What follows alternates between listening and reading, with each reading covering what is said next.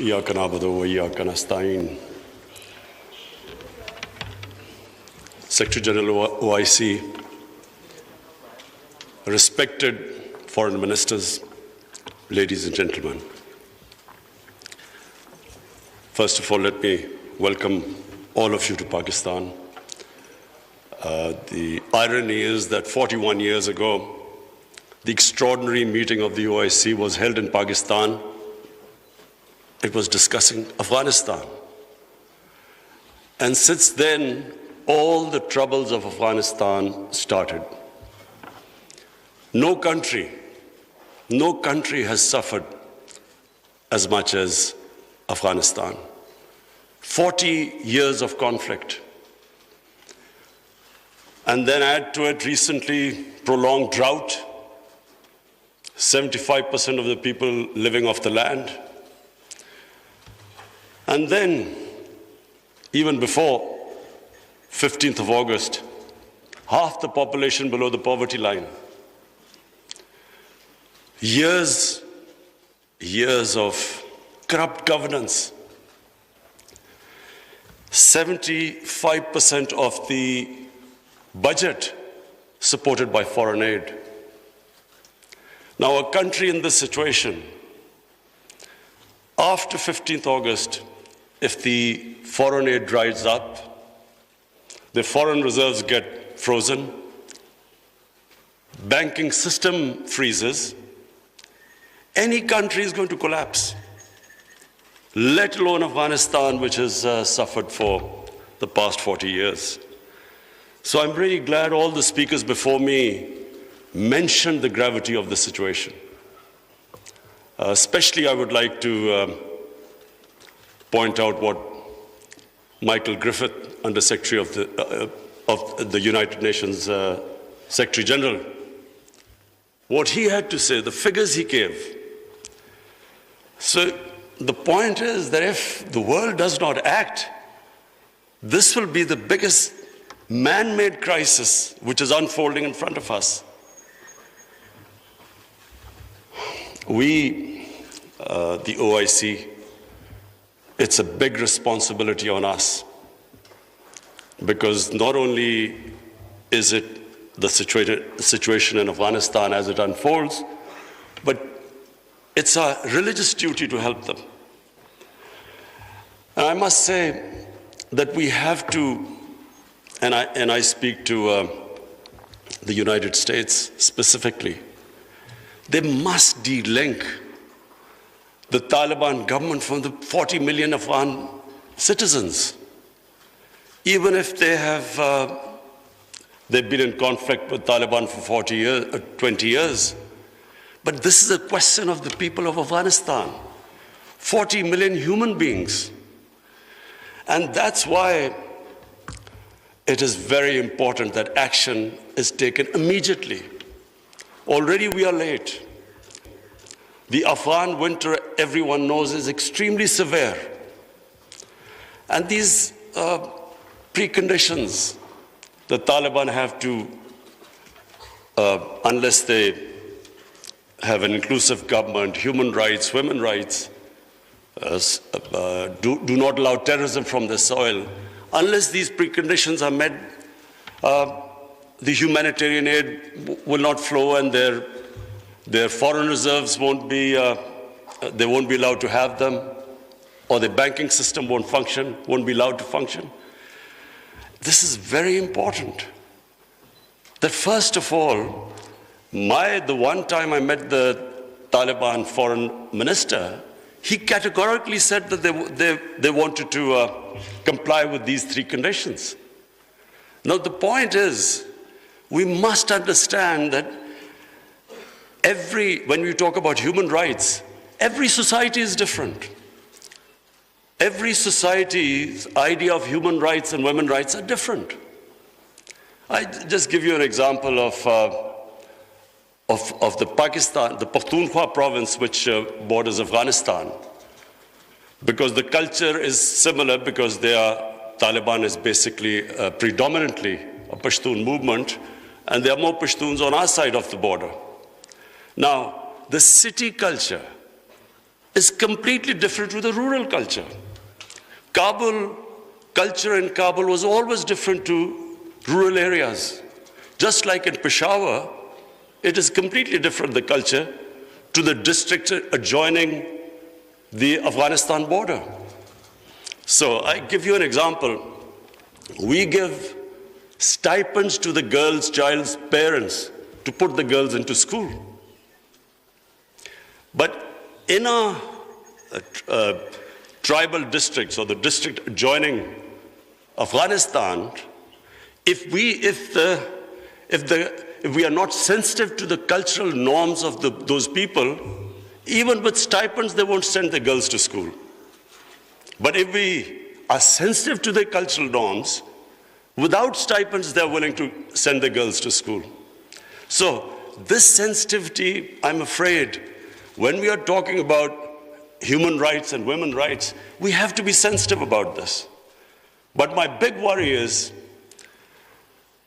that unless action is taken immediately, and I mean immediately, because we've been saying this for now 2-3 months, unless action is taken immediately, Afghanistan is heading for chaos. Any government, when it can't pay its salaries of its public servants, hospital, doctors, nurses, any government is going to collapse. But chaos suits no one. It certainly does not suit the United States. Because what if there's chaos there, and chaos means the inability, if the Afghan government does not have the ability to fight terrorism. And we know ISIL is now a threat. It has been a threat. We have had attacks from Afghan border, from ISIL into Pakistan. So the only way you can control what is, and ISIL is capable of international terrorism. And the only reason you can deal with it is if there's a stable Afghan government. And same with Pakistan. Our worry is, and remember, Pakistan lost 80,000 people. We were the biggest collateral damage of the Afghan war. Our economy was shattered. Over $100 billion lost to the economy. 3.5 million people internally displaced. Well, the last thing we want is chaos in Afghanistan, more refugees. We already have over 3 billion Afghan refugees. To date, we have 234,000 Afghans who've overstayed their visa because their situation in Afghanistan means they can't go back. And remember, this is a country, like most developing countries, who are suffering from the fallout of the coronavirus. COVID-19, we're all suffering from the impact it has had on world economies. So we are in no position to deal with this, another influx of refugees and terrorism. So my request to the international community, to the United States specifically, I know the Europeans are extremely sensitive. They understand the situation. There's a refugee problem not just in Europe, all over the world. So everyone knows that this chaos will lead not just countries like Pakistan and Iran. Other countries will also eventually have refugee problems. But in much richer countries, you have 2,000-3,000 refugees, and there's an issue. The far-right parties raise this issue about refugees.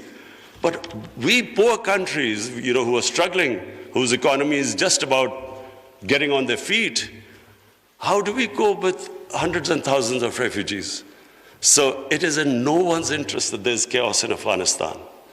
And that's why I was very impressed by the Islamic Development Bank's suggestions of immediate, medium, and long-term ways of helping the people of Afghanistan or making the economy sustainable. I would look forward to the foreign ministers that you will come up with a roadmap by the end of this evening. And that roadmap not only should be pushed by the OIC, by the United Nations, by the European Union, and by, of course, the United States. Because, as I repeat, chaos in Afghanistan suits no one. And finally, because I have this platform of the OIC foreign ministers, I would just raise two more points. One is Palestine and Kashmir. The people of Palestine and Kashmir look to us. They want to see a unified response from us about their human rights, about their democratic rights, rights which United Nations Security Council resolutions have given them, and unfortunately not implemented. We should, on every forum, raise our voices and a unified stance. And lastly, I want to talk about Islamophobia. Unfortunately, the refugee crisis in Western countries has exacerbated Islamophobia. Islamophobia really started reaching a dangerous levels after 9/11, when terrorism and Islam were connected, when terms like radical Islam came. They connected somehow.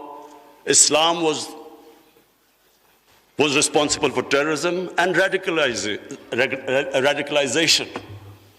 So this connection has made life difficult for people living in Western countries, Muslims living in Western countries. The man in the street in the West cannot distinguish between what is a moderate Muslim and what is a radical Muslim. So you have stuff like in New Zealand, a man walks into a mosque and shoots 50 people. It's because this term, radical Islam, Islamic terrorism, they have to be delinked. And secondly, the reason for Islamophobia is people in the West do not understand when our Prophet Muhammad sallallahu alaihi wasallam is mocked or ridiculed or insulted. They can't understand the reaction amongst the Muslims because their attitude to religion is different to ours. So it's very important for the OIC to play its part in explaining to the Western world on forums like European Union, United Nations, their think tanks, making them understand. Rather than this gap growing between Muslims and non-Muslims because of inability to understand Islam, it is our responsibility in the OIC that we make them understand. We have in Pakistan formed an authority. It's called Rahmatul Alameen Authority. The purpose is to have top Pakistani scholars in this authority who coordinate with Muslim scholars all over the world. And one of the objectives of this Rahmatul Alameen Authority is that there should be a considered intellectual response when things like a cartoon appears insulting our Holy Prophet, peace be upon him. There should be a proper response from scholars to make them understand why Muslims react, that the love and reverence we have for our Holy Prophet, peace be upon him, because they don't understand this. And secondly, to make them understand that our Holy Prophet was called Rahmatul Alameen. He was to bring mercy for mankind. He was not called Rahmatul Muslimeen. He was not just for Muslims. Just like our God, Allah, is God of all human beings. So our Prophet united human beings. His whole message was of love. But this is not, the people in the West do not understand this. There is so much propaganda against Islam. And unfortunately, we do not have a coherent and an intellectual, scholarly response to this. So one objective of this authority is to, in coordination with all the Muslim scholars, we will respond, and we would like the OIC Secretary General also to know about this response. We will consult you. And whenever anything happens, there should be a proper response to that. But secondly, it's also for my own country, because we feel that we can raise the morality and the ethics of our society by making people understand the seerat of the Prophet, his teachings, to raise the ethical standards in our country, and at the same time unite our people. Because unfortunately, religion is used by elements in our society to divide people, spread hatred. The whole idea is to unite human beings under the teachings of our Prophet. So finally, I again welcome all of you.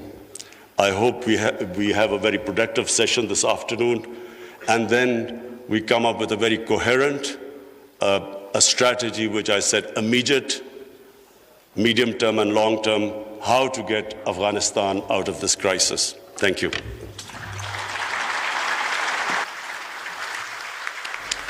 OIC का गैर मामूली इजलास, इससे वज़ीर आज़म पाकिस्तान इमरान खान खिताब कर रहे थे। उन्होंने कहा 9/11 के बाद इस्लाम को दहशत गर्दी से जोड़ा गया, हमें तौहीन मज़हब के ख़िलाफ़ मुत्तहिद होकर बात करनी होगी। उन्होंने ये भी कहा कि मगरिब में इस्लाम के ख़िलाफ़ बेबुनियाद प्रोपेगेंडा किया जाता है। Your remarks